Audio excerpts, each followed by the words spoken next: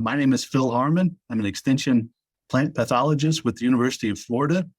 And today we're going to talk about turfgrass diseases. I work on turfgrass diseases. I work on diseases of blueberries and a few other crops. I'm going to go ahead and share my screen here, and we can get rolling. All right, you guys able to see that? Yes, that's perfect, Phil. Excellent. Okay, I'm coming to you today from Gainesville, Florida, at the University of Florida, where we're celebrating this year our 100th anniversary of our UF Turfgrass Science program. As I mentioned, I'm a turfgrass pathologist, and so I get all the depressing emails and phone calls and pictures of turfgrass that's not doing so well. It's suffering from one problem or another, and it can cause us some real headaches, some real problems as turfgrass managers, and trying to decide what's going on, and more importantly, what can I do about it to make it better as quickly and most efficiently as possible. We've got a lot of tools available to us as turfgrass managers to deal with diseases when they occur. But today's talk is going to focus on knowing how to diagnose a disease issue in our turfgrass as the first step in an efficient management strategy. So staying ahead of the turf disease curve is going to be our moral of the story. Turfgrass diseases are really tough to control and manage once they take hold. Early action is key. Let's get rolling here with our presentation. There we go. All right, so our objectives for today, I wanted to give you a little bit of a review. As a plant pathologist, I have to talk a little bit about the disease triangle and how a disease is something very specific that occurs that we can deal with, and that we do so in the form of a diagnosis. It requires three things. We'll talk about what those are and how it differs from things like pests, abiotics, stresses, and other problems that can also cause similar symptoms for us and similar headaches. We'll talk about a diagnostic service. Anyone that tells you they can go out into the field and diagnose turfgrass diseases just by looking at them 100% of the time is either a lot better than me or pulling your leg, because we have an entire lab here at UF and several, in fact, across the state of Florida that deal with determining diagnoses of plant disease problems. It takes a certain amount of effort to do that and specialized equipment. And we offer that service to folks.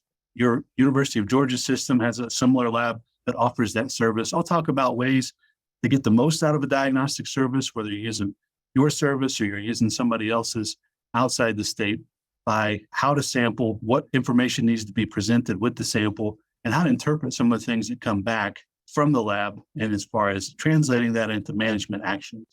We'll talk about a few warm season diseases that are common. We're going to focus on warm season turf. That's what I see the majority of in my lab and do most of my research on. And we'll talk again about what some of those are and how we can recognize them in the field, and what are some of the fungicide, but also cultural management options for us to try to prevent them from really ruining our day, losing us accounts, causing us serious problems. So plant disease diagnosis is critical. Why is it critical? Because if we don't know what the problem is, we can make it worse. We can guess. We can use a lot of inputs and resources that we don't need to, which can include chemical pesticides. Chemical pesticides are excellent at what they do. They do have costs, environmental and economical costs, and we only want to use them when we know they're going to help and when we know we have the right one to do the job that we need to do.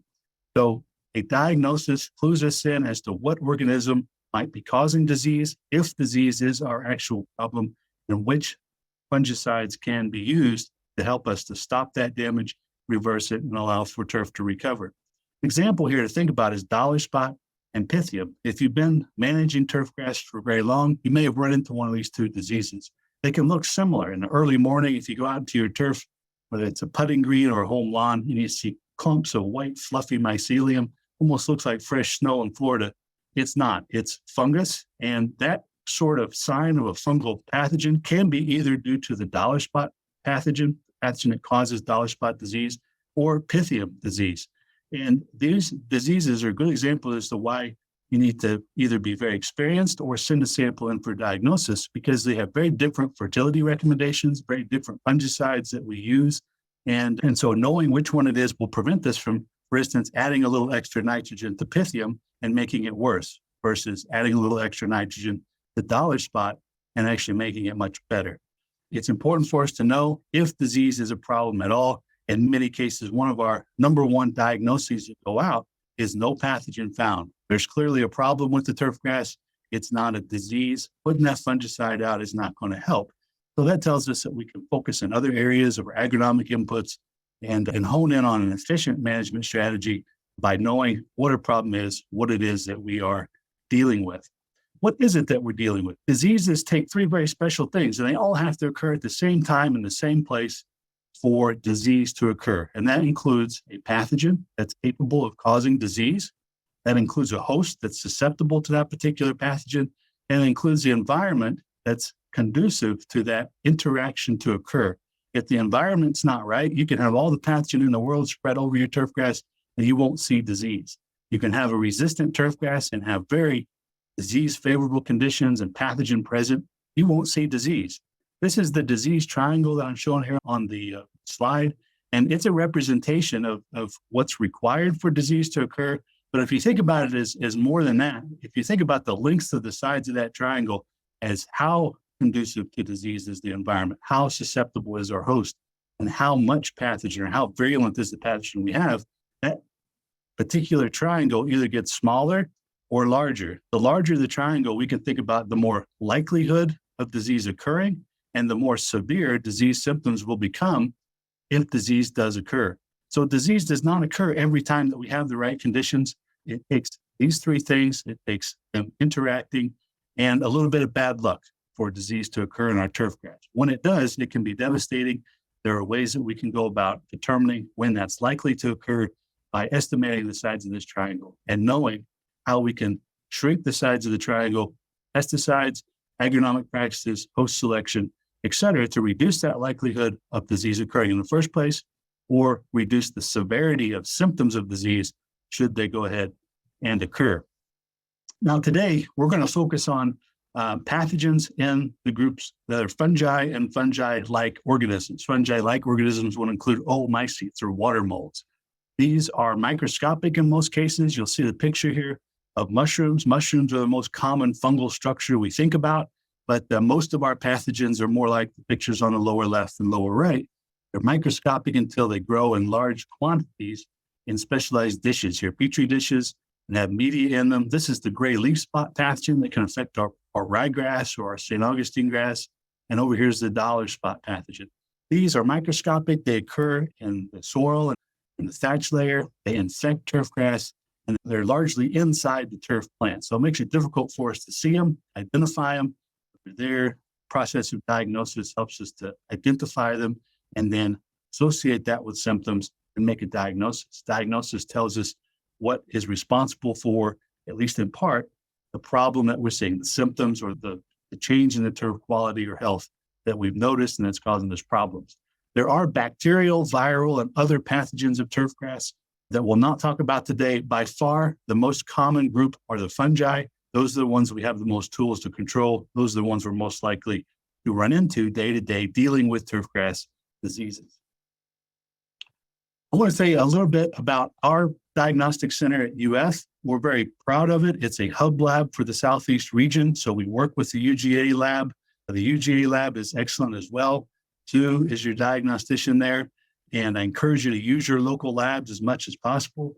We have certain specializations at our lab for turfgrass that I'll talk about today. But again, use your local lab. Use us as a backup or as a second opinion. And I tell my guys the same thing. Use the Georgia lab, use the NC State lab for second opinion. Second opinions are a good thing and something we want to encourage. Our lab is in Gainesville. It is a nice facility built in 2012. We process about 3,000 samples per year. And for turfgrass, we have two distinct services. One is a basic service, which is standard what's done across the country. Takes about a week or so to get a diagnostic result. And for out-of-state samples, if you were in Georgia sending it to us in Florida, it'd be $50 for a sample through the standard process. We have a rapid turfgrass diagnostic service that was developed for turfgrass managers. It's $75, so it's more expensive, but you get a more rapid turnaround with a preliminary diagnosis within 24 to 48 hours after we receive the sample. A final diagnosis follows that up. So that's a little bit different than most other places and what we do here at UF as far as specific services for turfgrass. Both of those services will get you a diagnosis from our lab after incubation and reading Petri plates. We plate material out, we look for fungi to grow out, identify them, and then again, give you a diagnosis. The research results, if you send to our lab, are going to be incorporated into the diagnosis and the management recommendations. So they'd be specific for Florida. One of the reasons I encourage folks to use their local lab, you hopefully get that diagnosis as well as some research results from your university, from your area. Even though we're just a state away, it can make a difference. So when you're going to use one of these services, it's generally one of these situations where you walk out into the account, onto the green, and you start scratching your head and you go, that doesn't look right. Hopefully it's before you're seeing soil. Hopefully it's when the turf starts to look a little bit peaked, looks a little yellow, a little thin. Whatever that symptom is that you've noticed, earlier on in the process is when we want to take the sample, when we want to send it in, and that's when we're going to have the most options for doing something about it before it becomes a replace the turf type of situation. So general rules for sending a sample or collecting a sample. For best results, whether it's my lab or anyone else's, take the sample as soon as you notice symptoms. When we have folks that say, on Friday when I was leaving, that green looked a little off. And then on Monday I came in and it's half dead. If we would have had that sample a little bit earlier, sometimes we'll have more options. Other times it's going to progress the same anyway. But in general, if we can get it out there and get the sample before we apply fungicide, and as soon as possible after we notice something going south, we'll have a better experience, a better diagnosis to come back. Garbage into the lab results in garbage out of the lab as far as a diagnosis and options for management. What do we need to send? Clippings in a bag are not a sufficient sample for us to be able to determine what might be going on with that turfgrass plant. We're lucky that these aren't palm trees. Palm trees take a lot of effort to collect a whole plant, or 4 or 5 or 10 or 100. With turfgrass, it's pretty easy. You take a cup cutter plug, if you're talking about an athletic field or a golf course turf sample, and you take 2 of those, wrap them with a little foil or newspaper, seal it in a plastic bag, and send it as soon as you can to the lab. The more sample that we have to work with, generally the better the results are going to be. It allows us to pick and choose what is symptomatic, what looks to be characteristic for a particular problem, and helps us to hone in on one of probably many things that are present in that sample that's causing the issue that you're seeing. When you collect the sample, where we want to see the sample pulled from is from the edge of an expanding area or patch or area of moderate leaf spot pressure. We don't want to go to the area where everything's healthy. Obviously, that would probably miss what we're looking for. And what we say in a clinic is dead turf tells no tales. Okay, so if it's dead, if it's past the point where you think it'll recover, it's past the point where we can tell you what caused the death of the turf. So in general, look for 2/3 diseased but not dead turf in that 4.5 or 4.25 inch plug, and 1/3 of the healthy border to that patch or to that area where the leaf spots are progressing to. If you see that you have more than that of dead, throw it away, get a different sample, etc. Send the samples expedited. If they sit on the dashboard of the truck over the weekend, you forget about them, and then we get them, they get steamed, and then we can't really tell you what's going on there. We have a lot of organisms in that soil and that turf environment that can start to degrade dead turf, that can speed the process along when we incubate it. Get it to us as quickly as possible. We're not open on weekends. Most labs aren't. So take that into account when you're shipping. And the email and attached pics is very important for us when you're sending that sample. What we get out of that sample is a very small snapshot of a problem. And in many cases, what helps is to see that email, that picture, that description of the progression of this problem from the beginning when it was first noticed to when the sample was pulled from one side of the golf course green to the other, from one lawn into the neighbors, etc. And there's some pictures here and some slides to illustrate that as we move forward. But when I say send pictures that demonstrate the field signature, what's a field signature? It's a pattern of symptoms that we see that a trained eye sometimes picks up on and can help us to clue us in on what to look for in those plates and what to exclude from those plates as a likely probable cause for the symptom or the problem that you're having in the turfgrass area. So different patterns and perspectives that I like to tell folks to look for is describe to us, what did it look like as you're driving past in the truck that caught your eye and said something wrong with that lawn? Tell us what that is. Tell us about whether there's shade, property lines, irrigation patterns in that symptom that delineate good from bad turf. If we get that kind of information with a sample, it helps us to not just look for the organism pathogen that might be present, but think about the environment and the inputs that are going into that turf area that might encourage one group or another of pathogens. The second perspective is walking up to the affected area. Okay, you saw it. It looks something wrong. You stop the truck and you're walking up the sidewalk now. What is it about it that you see now? Is it all species of turfgrass in that particular area that are affected, including non-plants like weeds? Is it a patch, a leaf spot? Look at it closely and think about specific terms. In specific terms, what is wrong with that turf? Why doesn't it look right? And then standing over the turf, are there defined borders and edges? Are all of the symptoms on the oldest leaf blades or all on the newest leaf blades? These are the sorts of patterns and perspectives that can really help us to clue in on what's going on. And then the individual plant arm's length picture can really do some good for disease symptoms like leaf spots, where we can see, define the color. We're going to see it in the sample as well, but the more film is cheap these days. So the more digital pictures you can take and send an email along, the better off we are in our particular efforts to try to diagnose a problem. Okay, speaking of problems, something going on here. You guys are probably seeing a big blue disc there, right? I did this on purpose so that what you're seeing there is a 4¼ inch circle out of a disease problem that I got a sample from, potentially, okay? What do we see there? Thinning turf. We have some yellowing. We have some dark green areas. It's pixelated. It's hard to see. But what if the client had sent me the whole picture? What if they had sent me a picture of that whole lawn? Whoa. Okay. Does that clue us in as to what might be going on here? Yeah, it tells me that one, this is not Florida, because that's not St. Augustine grass. Two, that guy's shirt would be way more soaked in sweat if he'd done all that with those hand shears. And three, he scalped that area that small sample came from by cutting it too close. So this is not a disease problem. And this is meant to be funny, haha, it's not real world, but there are examples where we do get samples that we look for pathogens. Sometimes we'll find pathogens, but it have nothing to do with the problem that the turfgrass manager is describing. What do we see here? Again, another small area of turfgrass. If this is all we get in the sample, we're going to be looking for root issues. We're going to be looking for Gainesville causing thinning of this Bermuda grass area.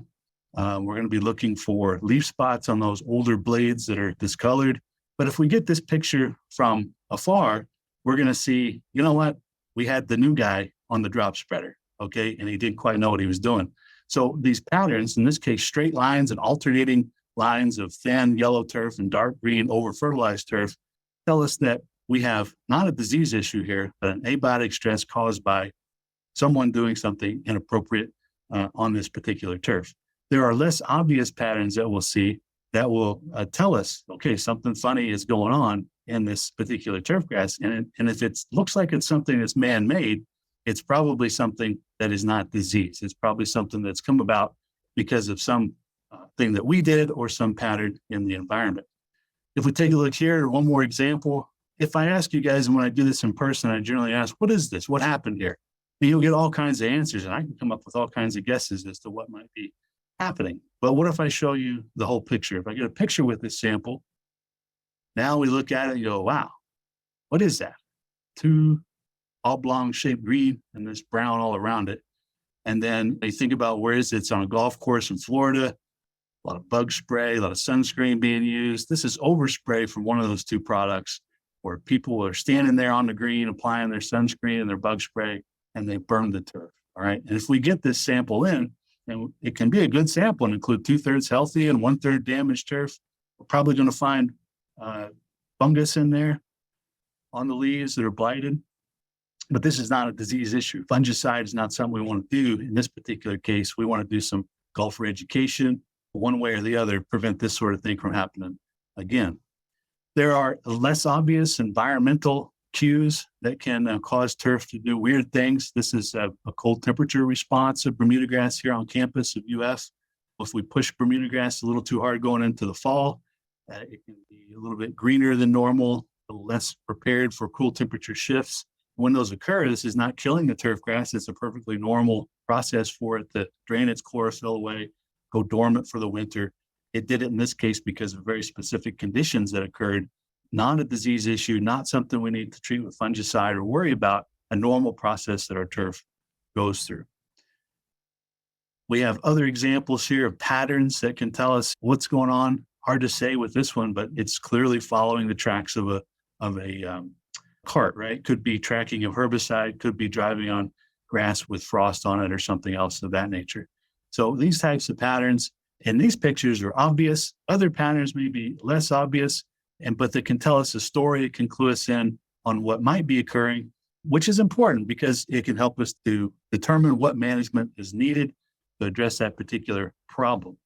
Now, here's one that I was sent. What do you think was happening here? We've got a property with all of these dead areas of turf grass and little squiggly lines. This is not some kind of rare serpentine fungus that was introduced into this lawn. This is a guy with a backpack sprayer treating the edge of this flower bed, this ornamental bed, with herbicide, non-selective or grass-specific herbicide, and it had a leak, okay? So if we get a sample from here and not the whole picture, we might find a pathogen there. It's probable that there'll be one taking advantage of this stressed herbicide-treated turf, but it's not going to help to spray a fungicide in this case. And then we see this sort of thing occurring time and time again when we get only a sample and no other information or pictures. This picture I put in, and I'll show a little bit later too, this lawn and this lawn are both affected by the disease, but they're also both suffering from abiotic stresses, from weather conditions. This lawn on the right was not prepared well for winter, for freezing temperatures in Gainesville, and this one was more suitably treated. It had recommended amounts of nitrogen fertilizer applied. It still has some Gamenomyces, some take-all root rot occurring here, but the overall lawn looks certainly much better than this one, which experienced much more severe cold temperature injury because it received a lot more fertilizer going into the winter period than recommended. This made for juvenile lush growth that was more sensitive to the cold temperature shift, and that resulted in a kill-off of cold temperature winter injury much more severe than on the neighbor's lawn. So looking around at surrounding areas, trying to find clues that can tell us some of the backstory, can help us to determine what's going on as far as complete causes for some of these problems and how to better address those, both for this year, but also then for next year going into the next season. After this has been resodded, don't do that to try to impress your family coming down from south, make it look green, but you're going to pay the price later. Got pretty bad for this guy. This is a golf course between Lafayette and West Lafayette, Indiana, near Purdue University, where I did my PhD. And this was a total loss.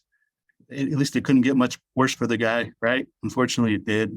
I'd like to think when he pulled up there that day, he just stopped, turned around, and left, because there are certain environmental problems that we can't solve no matter what we do as turfgrass managers. They're going to be there, and knowing that they occurred helps us to know how to deal with them when we're trying to recover from those.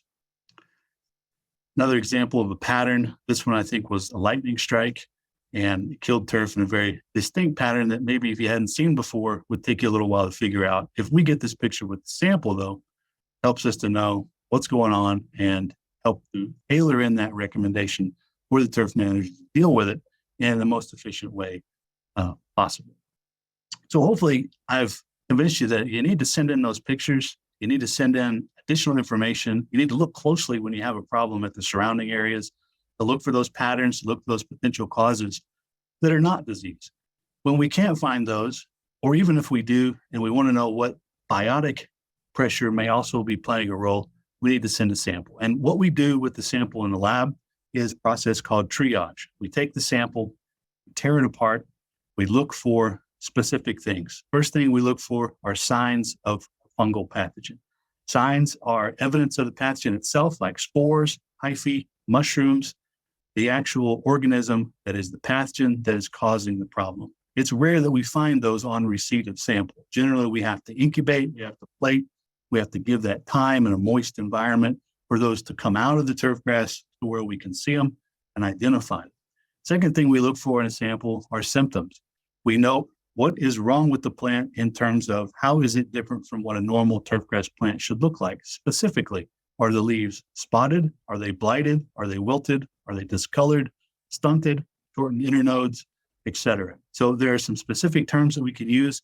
And when we do this specifically and then align those symptoms with that host, that time of year, it can help us to narrow down what potential pathogens we know cause that problem on that turf species in that area. It can help us make a quicker diagnosis, help us make a more complete diagnosis, and help us sift through the saprophytes, the organisms that eat dead turf, the organisms that might just be present in the sample, but they're not actually causing our problem. It's difficult. It takes some time, it takes some experience, and there is some art to it. There's art and science in making a diagnosis. You have to sift through it and determine what's causing the problem. The rest of the sample is cut up and plated on media. Media is like Jello for fungus. We have different chemicals that we can add to it to selectively allow rhizoctonia or pythium to grow out. And that helps us to improve our time that it takes to do a diagnosis. The rest of the sample is placed in a moist chamber. That's basically a Ziploc bag with some moist paper towel in it, some that you can do at your office. If you see something that looks like disease, put it in a plastic bag with some moist paper towel. And that fungus sometimes will grow out and produce structures that we can recognize and you can take a picture of, and then we can make sometimes a diagnosis with. The majority of the samples that I get in my lab in Gainesville are Bermuda grass. And of those, what we see most are diseases that are listed here on this bar graph. And you'll see pythium root rot up here at the top. I should note, these diseases are not the most common diseases that occur in Florida or in Georgia or in the Southeast. These are the ones that cause superintendents or managers of athletic fields difficulty in understanding or knowing why turf that's declining or why turf that's showing symptoms is doing so, because these don't produce particularly drastic or diagnostic symptoms or signs on their own. So a superintendent may know there's something wrong, but they send it in to us to determine, is it pythium root rot, which might take a fungicide like mefenoxam, like Subdue to control, but that will do nothing for Bermuda grass decline. Is it Bermuda grass decline that's actually causing the root rot, the thinning, the yellowing, the same symptoms that pythium can cause, but that takes a very different fungicide for us at a different time of year to manage? So these are the ones that we get in the clinic over the last few years. No path found up there at the top, as I had mentioned. It's not always disease, and when it's not, sometimes that can be frustrating. But in other cases, I'd like to think of it as a good thing. It's something that tells us, hey, at least it's not disease and whatever else is going on. So we can focus away from some of the fungicide options, which are expensive and other things, and look for agronomic inputs, look for environmental reasons as to why this has happened, why the turf is showing a problem. So these are some of the diseases that we see. There are many more that are non-common that we get. They're not listed here, but there are many different problems diseases that can cause headaches for us throughout the entire year on Bermuda grass. One of the things about collecting data like we do and knowing patterns in the way diseases develop in the state of Florida, we know that as we go through August and September and start the end of the season, that's when we start to see bipolaris leaf blotch and melting out coming in on our putting greens, coming in on our golf course fairways and tees. And we know that by December and then January, that's when we're going to see our peak diagnostic sample load being sent in. That can persist through a dry spring. The numbers go down. Once the rain starts, the numbers go back up. And then once we get high light intensities, longer days, we can see that Bermuda grass recover back down into our August timeframe. This tells us a couple things. When we look at these sorts of patterns over years, it tells us when we need to apply the fungicides. Not here, because as I mentioned at the beginning of the talk, we want to apply the fungicide where we think the disease is likely to occur before it occurs. Prevention worth more than a pound of curative in this case. We want to put those fungicides out in October, November to prevent the disease from occurring severely in December and January. So knowing when it can occur tells us when we're likely to see them. It also tells us when we can target our management options and make that one application when it's going to count most versus 3 applications in August, September when they're not going to give us a return on that investment. Diseases vary. Leaf and sheath spots, one that's very difficult for Bermuda grass golf course managers to deal with when it occurs. It starts up in April, May, peaks in June, July, August, and then tails back off. And so our fungicides specific for leaf and sheath spot, again, not going to go down in November, December, need to go out in April and May, but we know disease conditions are coming before symptoms are severe because it's easier to protect turf with the fungicide products we currently have available today than it is to treat turf in a curative fashion and expect that it's going to recover and regrow from dead and damaged areas. Prevention is the key for turfgrass disease management. And we have a lot of disease management tools to use. This is a graph of Zoysia large patch management from a golf tee. Did this a few years back. And this is what happens on the top line with the little dark blue squares there. This is what happens without any fungicide in large patch in an inoculated trowel on a golf tee. We don't want to make our applications here in December or back here in January once it becomes obvious that we've got 20 or 30% of the turf blighted out from it. We want to put them on back here before disease becomes apparent. And when we do that, we can get away with 1 or 2 applications of fungicides that will delay and then reduce the overall development of disease throughout the entire season. Our goal, of course, is not to completely prevent disease from occurring at all. That's very difficult, costly. Our goal is to keep disease severity below a threshold that will allow us to do what we need to do with our turf. And that threshold is going to depend on, of course, what we're managing the turf for. We have a lower threshold for disease on putting greens than we do, for instance, a Bermuda grass home lawn. But this sort of thing illustrates where we can use our fungicides in a way that is most efficient to deal with diseases. Okay, I'm going to switch gears a little bit and talk about a specific disease. I got 3:35 on the clock here. Take all root rot and Bermuda grass decline. You saw that up in the top of the list of things that we get in. This one is a pathogen. It's a fungus, a pathogen that affects both Bermuda grass from our golf courses, but we see a large number of samples also of St. Augustine grass, of Seashore paspalum, centipede grass. All of our warm season grasses can be affected by Gainesville gramineous variety gramineous. We abbreviate this GGG for obvious reasons. It's hard to say and impossible to spell for me. And this particular fungus has recently went through a revision of its taxonomy. So you'll see this change in the next couple of years. The fungicide labels will generally say Gainesville gramineous. This is a fungus that attacks roots, causes in decline, and in St. Augustine grass and other warm season grasses, a disease referred to as take-all root rot. There are some key diagnostics that can clue us in on when this disease is occurring in our turf grass. Those would include yellow micronutrient or macronutrient deficient symptoms in spring and early summer. And there are signs of this fungus that we can look for in our office, out in the field with a decent hand lens or microscope that I'll show pictures of. Those include lobed hyphopodia on stolons. I'll show what those are and how to look for them. These can be indicative when we match them with the symptom of the disease, and we can make a diagnosis in some cases of this disease out in the field without the need for the laboratory if we have a decent hand lens or microscope that we can take out with us. Hyphopodia are specialized structures that this fungus produces, and they look different from this fungus than they do some of the others. Hyphopodia are tiny little black dots on the stolons in between nodes of affected grass, showing that yellow leaf blade. And with a dissecting microscope, you'll see puzzle piece shapes, very compound lobed shapes that are unique to this fungus. So I'll show some pictures of that. This fungus is notorious for adding on one more layer of stress, one more layer of death and destruction to a lawn, to a golf course, when something else isn't right. And so when we look back through the years, most recently, spring 2018, spring this year, we had some really strange late freezes, late cold temperature exposures after grass had really started to grow again, after it had started to come out of dormancy. It got slammed again, as you guys know up there better than we do, with some low temperatures. And so we had a lot of winter injury.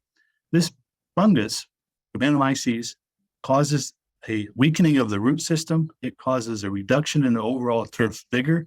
It also causes a reduction in the turf's resiliency to stresses like cold temperature. And so where we have Gainesville and cold temperature, we see a much more severe death, decline, a symptom of the disease due to both the environmental stress and the disease. So we had a lot of calls and samples, particularly of sod that was installed in the fall of the year, didn't have a lot of time to establish, used up a lot of its carbohydrate storage to produce roots, to start to grow, went dormant, and then had cold temperature injury, and so failed. And in those cases, it's important for us to know why it failed. We can do some things on the back end of reestablishing the lawn to protect the new sod, but it's important for us to realize once that turf is dead, the fungicides are not going to help us. They can't bring anything back to life, certainly, and have very limited use for this particular disease when we have other issues, ongoing stresses that occur. So recognizing what those are, addressing them first, is key to, again, making an efficient management plan for preventing this. So here's a lawn that's suffering both from Gainesville and take-all root rot. The yellowing and the thinning is the key symptom here that we look for. And you'll see that in addition to this being thin, it has a look that looks like it has never received any fertilizer. This is because the root system is compromised. It's because it's not able to then pull up water, macronutrients. It's also because the fungus interacts with some micronutrient availability in the soil and in the root rhizosphere. Manganese is one of those. And so this can be due to macro and micronutrient deficiencies that can be caused both by this disease, but also by other factors like a lack of nutrition, a lack of care and fertility. But that if you know is the disease, doesn't make a lot of sense to put a lot more nitrogen, fertilizer, and micronutrients on here until we've addressed the disease component and on a soil test, et cetera, which we'll talk about. This turf also may have eked along without the cold temperature response and exposure that occurred in the spring of this particular year. So this turf here was exposed pretty much to the same temperatures as this turf. This turf had a higher degree of damage due to the disease activity. When the combined temperature and disease occurred, this is where the turf died. Here, it did not. And so it's important for us to keep that in mind and to try to give our turfgrass that we're managing the best possible inputs to manage stress, reduce stress on that turf, and give it the best resiliency for when disease does occur, when disease symptoms are likely to occur, and when disease in that environment and that host and that pathogen come together to allow disease to occur. Showed this picture earlier, and again, there is take-all root rot in this lawn, but it doesn't matter. It doesn't matter that there's disease here. It's going to have to be replaced, and the major part of this component of this damage was abiotic, was low temperature exposure. Here we had the disease, but we had better care, and it's much more likely this will recover. A little fungicide might be warranted in this particular case to help it to try to recover. But you can see here the drastic differences between horticultural inputs and response to abiotic stress as well as disease in combination. Here's what the disease looks like on putting greens. We see a thinning of turfgrass down to bare soil patches.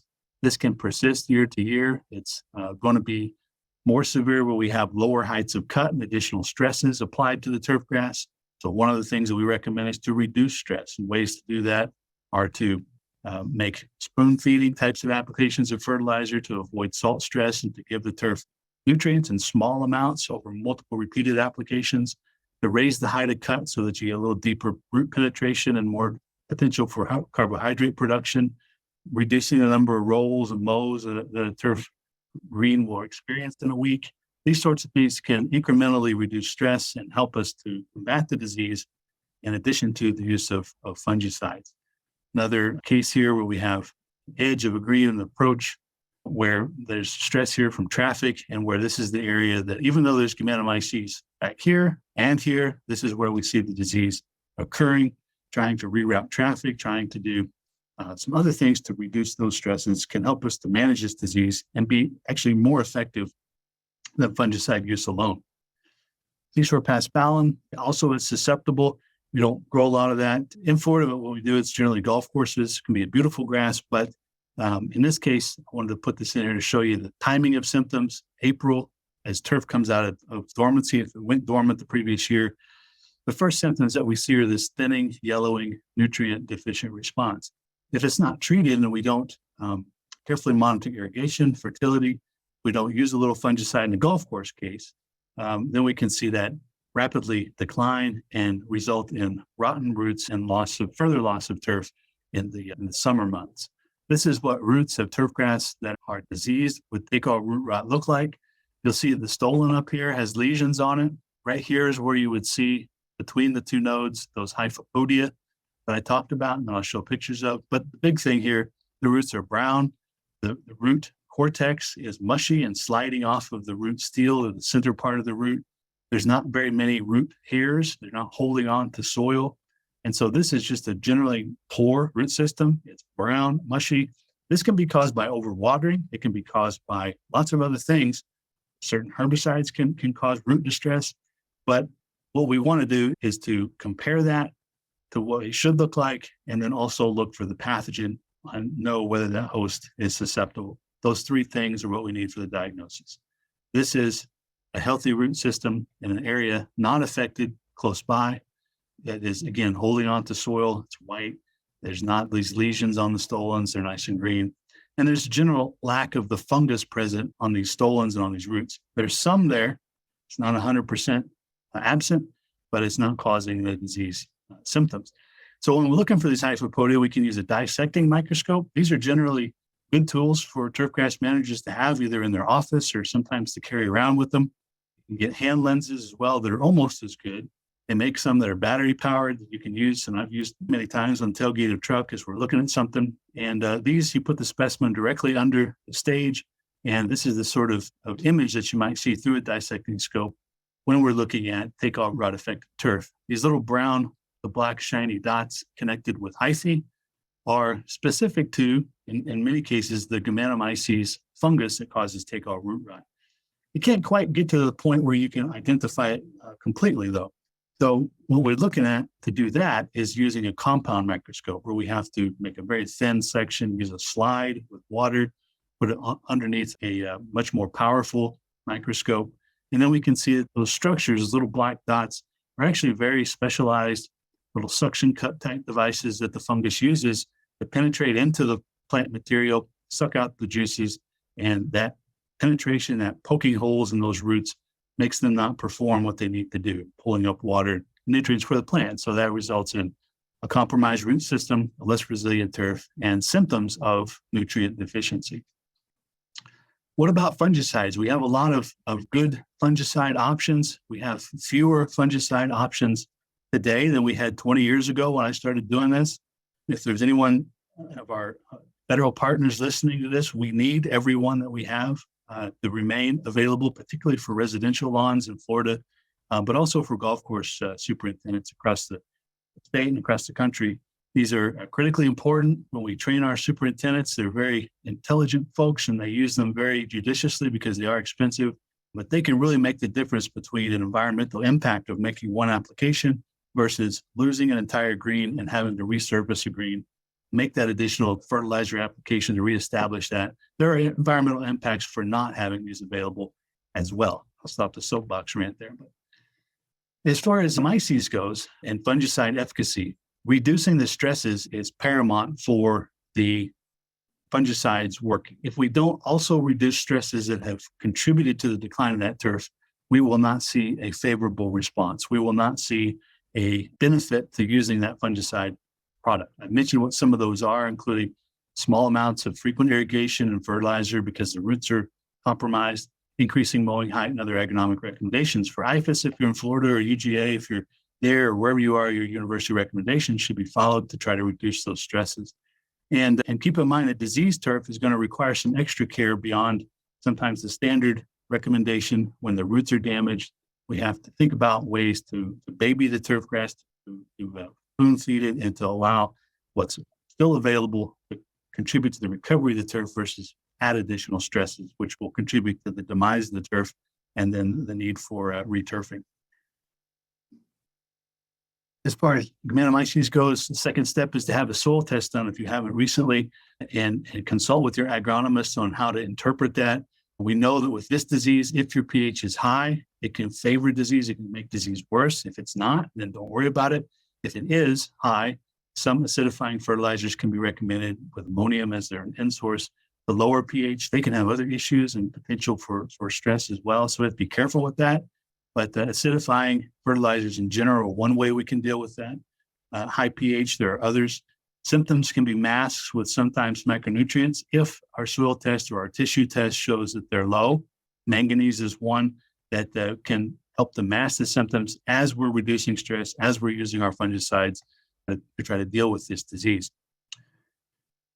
And we get this manganese recommendation from primarily wheat. Take all disease of wheat caused by a related organism has been researched far more than our turfgrass diseases, and manganese availability and severity have a clear relationship in that particular disease. And to a lesser extent, it's been shown with turfgrass and warm season turf as well.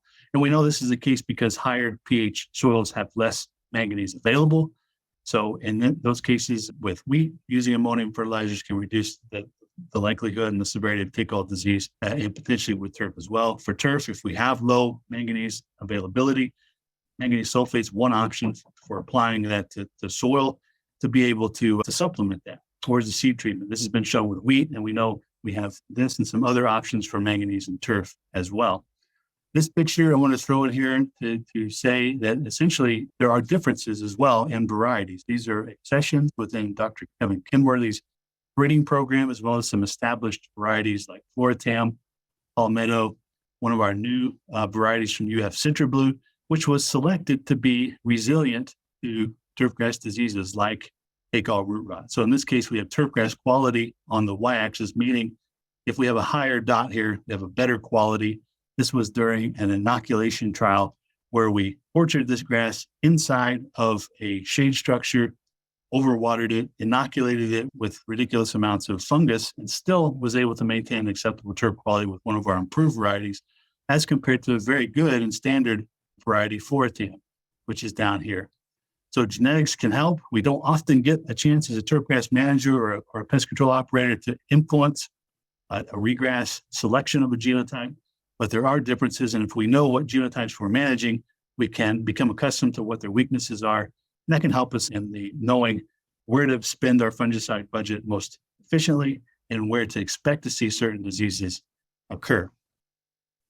Another representation from one particular date of this, some of the more susceptible accessions. Disease is on the y-axis in this case, so a higher one means more disease.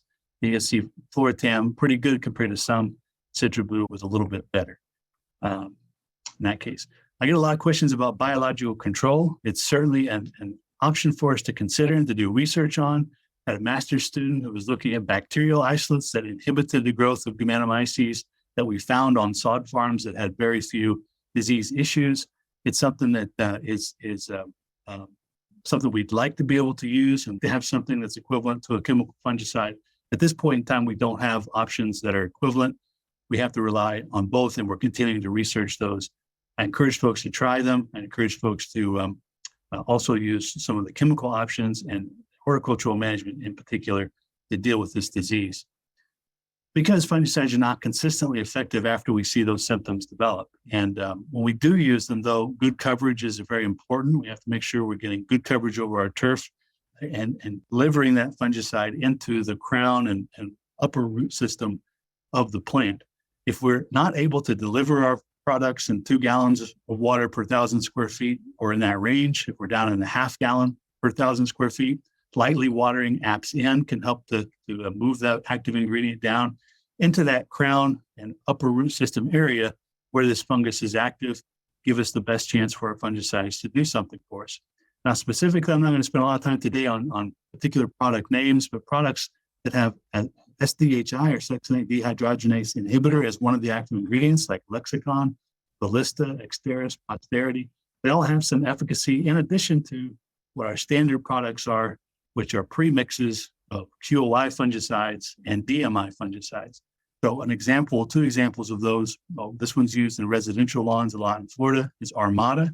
It has a QOI fungicide, trifloxystrobin. So the strobins are one group of fungicide. There's 2 different ones in these 2 products. When they're used in conjunction with the DMI, this one has tridimethon, which is the active ingredient from Balaton.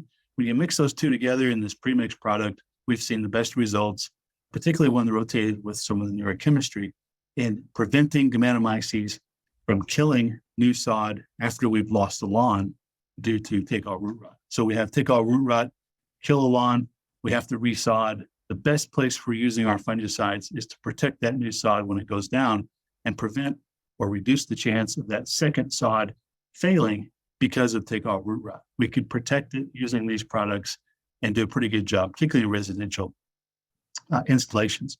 Headway is another similar product to Armada, different AIs from those two groups, but in a similar fashion. Riskway is one we recommend for golf course folks. It is a similar combination, but in this case, the DMI, the product, or the active ingredient that is the DMI component, has less potential for phytotoxicity or growth regulation of Bermuda grass. DMIs can be problematic for golf course superintendents on putting greens, and so this has been an option for a few years now. It's been nice for those guys that would like to use the DMI but have seen growth regulation and some decline after the use of those. Again, not going to spend a lot of time here, but just showing some results. Disease severity is significantly reduced when we use these, either repeatedly on a golf course situation and reducing that through the summer into the fall disease development. We can result, and even in stressful situations like this shade structure, a higher quality turf at the end of the year, less likely to fail after that sod installation. Same sort of thing for golf course turf, in this case, take-all root rot, where we used Heritage by itself. That's one of the two active ingredients in the headway. We see a decline, significant decline compared to the untreated control in disease severity, but then it comes back a little bit and continues to increase later in the year, later in August. Still a significant decline, but not as good as when we use the combination product that has the active ingredient from Heritage as well as one of the DMIs in it. We see a further reduction and a more sustained reduction in turf loss and disease when we do that. I'm going to skip through a couple of these. This is a Floritium St. Augustine grass trial where we made the applications at the time of sod installation. And again, when we do that, we can protect turf sod that's laid down, even when we know the fungus is present and the conditions are conducive to disease. Now, I've lost track of time here on my sheet, and I don't know when I'm supposed to stop. And Rich or someone, can you chime in? Tell me, how much time do I have left? You have about 4 minutes total. 4 minutes. Okay. And does that include questions? Yes. Okay. Then I'm going to stop here. I'm not going to cover large patch. I'd be happy to answer any questions about large patch, AKA the root murderer, Rhizoctonia solani. And as far as the timing of fungicides, the use of fungicides, this one we get a much more consistent benefit from fungicides when we use them prior to the disease. We can really prevent disease from occurring both in golf turf, but also in home lawn type situations. And it can be a very devastating disease in our warm season turf, all the way up through Georgia, of course. So with that, I'm going to stop. I'm going to see if we have time for questions. I'd be happy to address those and then move on from there. Thank you. Thank you so much, Phil, for the excellent talk. I would say if you have any questions, please type it in the Q&A box there, and so that I can ask the questions to Phil. If there are That's the no question. questions- I mean, I'm sorry. yeah, it's the question. Sorry about that. Go ahead. Okay, I was going to say, if there are no questions, I'll go ahead and continue. I'll cover a few more slides on large patch. Of course.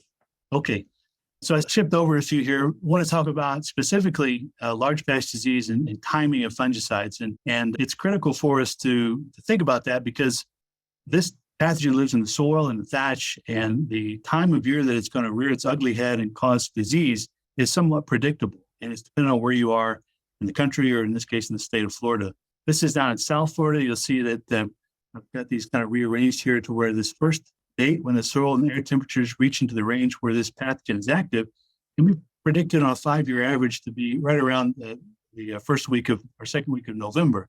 We go a little further north into the state in Sebring, Florida. You see this at the beginning of November when we start to see those conditions become conducive to large patch development. Up here in Marion County, just south of Gainesville, where I'm at, you'll see that is backed up into October. If you go up into Georgia, you'll be looking at September as a time frame.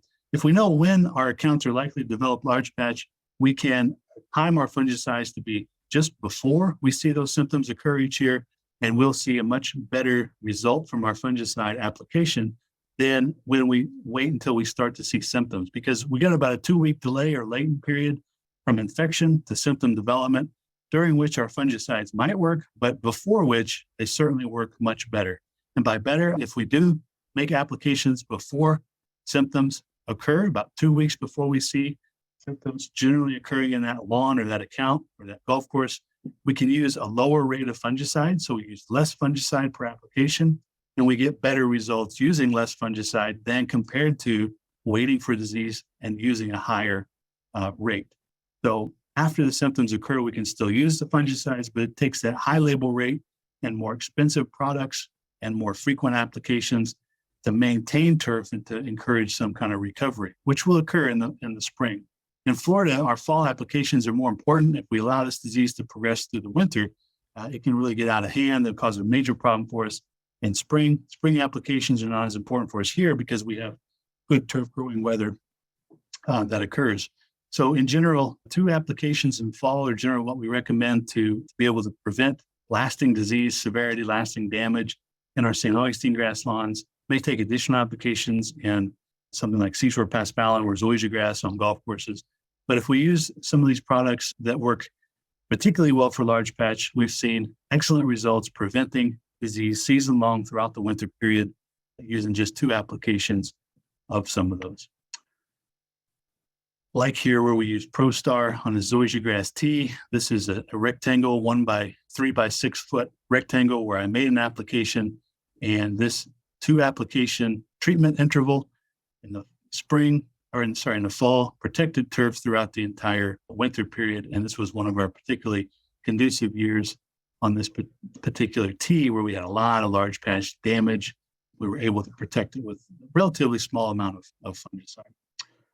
With that, I think I am out of time. I appreciate the opportunity again to come and speak. I have my email, my Twitter handle, and then Facebook. We have a rapid page there that we sometimes use as well. Feel free to reach out if we can help you with your turfgrass disease needs. Also use that UGA lab as well, Leah. And again, if you have any questions, be happy to address those at this time or turn it back over to our moderators. Thank you very much. Hey, thanks, Phil.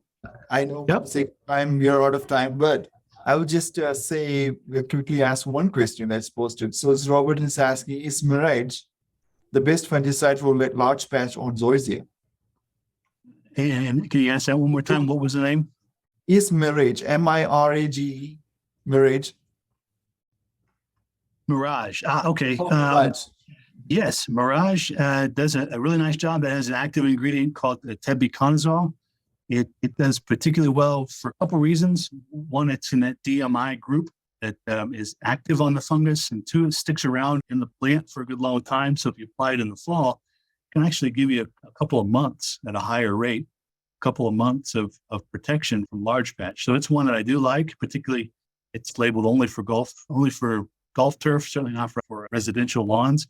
But the tebuconazole is a good one, and that rotated or tank mixed with ProStar, flutalanyl, I would say are 2 of the better applications, 2 of the best applications for large patch. Thank you so much, Phil, for excellent presentation. Okay. I don't have any more questions, so I will say that we are basically end of this presentation.